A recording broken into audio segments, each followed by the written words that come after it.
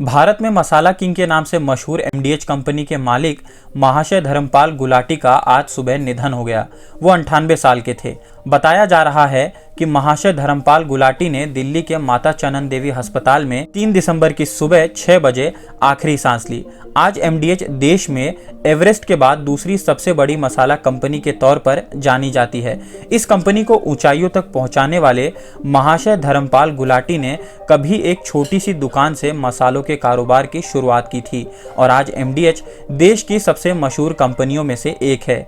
इस वीडियो में हम आपको बताएंगे कि कैसे सिर्फ 5वीं तक पढ़े महाशय धर्मपाल गुलाटी ने एमडीएच को एक बड़ा ब्रांड बनाया। महाशय धर्मपाल गुलाटी का जन्म 27 मार्च 1923 को पाकिस्तान के सियालकोट में हुआ था। बचपन से ही उनकी पढ़ाई में ज्यादा रुचि नहीं थी और इसीलिए 1933 में 5वीं कक्षा के बाद उन्होंने पढ़ाई छोड़ दी।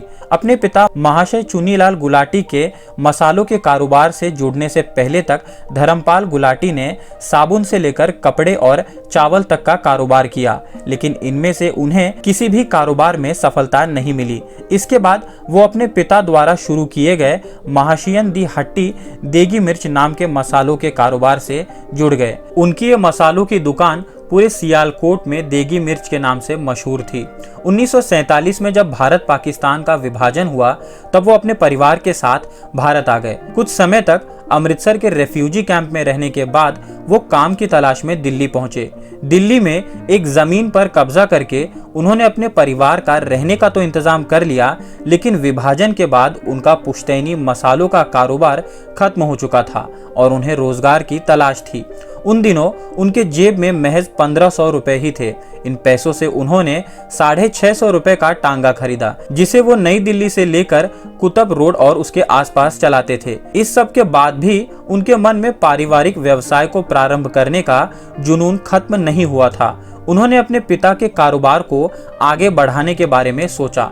व्यवसाय को प्रारंभ करने के लिए उन्होंने दिल्ली के करोल बाग में एक छोटी सी दुकान यानी कि खोखा बनवाकर उन्होंने एक बार फिर अपने पुराने व्यवसाय को प्रारंभ किया। अखबारों में उनके द्वारा दिए गए विज्ञापन से लोगों को पता चला कि सियालकोट के देगी मिर्च वाले अब दिल्ली में हैं। इसके बाद उनका कारोबार तेजी से फैलने लगा। 1953 में उन्होंने दिल्ली के चांदनी चौक में किराए पर अपने मसालों की दूसरी दुकान शुरू की। आने वाले वर्षों में उन्होंने दिल्ली के ही अलग अलग इलाकों में कई दुकानें खरीद ली। 1959 में धर्मपाल गुलाटी ने दिल्ली के कीर्ति नगर में जमीन खरीदी और उसी जमीन पर उन्होंने मसाला तैयार करने की अपनी पहली फैक्ट्री की शुरुआत की। बहुत कम लोग ही महाशय धर्मपाल गुलाटी के सफलता के पीछे के परिश्रम को जानते हैं। उन्होंने अपने ब्रांड एमडीएच का नाम रोशन करने के लिए काफी मेहनत की और आज एमडीएच मसालों के भारतीय बाजार में 12% हिस्से के साथ दूसरे स्थान पर विराजमान है।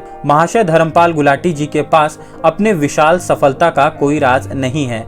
उन्होंने बस व्यवसाय में बनाए गए नियमों और कानूनों का पालन किया और आगे बढ़ते गए। व्यवसाय को आगे बढ़ाने के लिए उनके अनुसार ग्राहकों को अच्छी सेवा के साथ अच्छे से अच्छा उत्पाद भी मिलना चाहिए।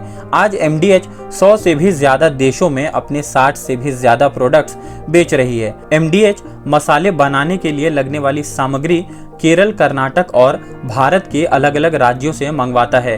कुछ सामग्री ईरान और अफगानिस्तान से भी लाई जाती है। 2017 में धर्मपाल गुलाटी को इंडिया में किसी भी एफएमसीजी कंपनी का सबसे ज्यादा वेतन पाने वाला सीईओ घोषित किया गया था।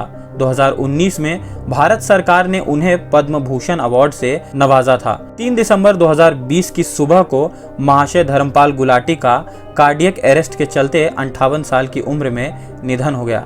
तो ये थी महाशय धर्मपाल गुलाटी की पूरी कहानी।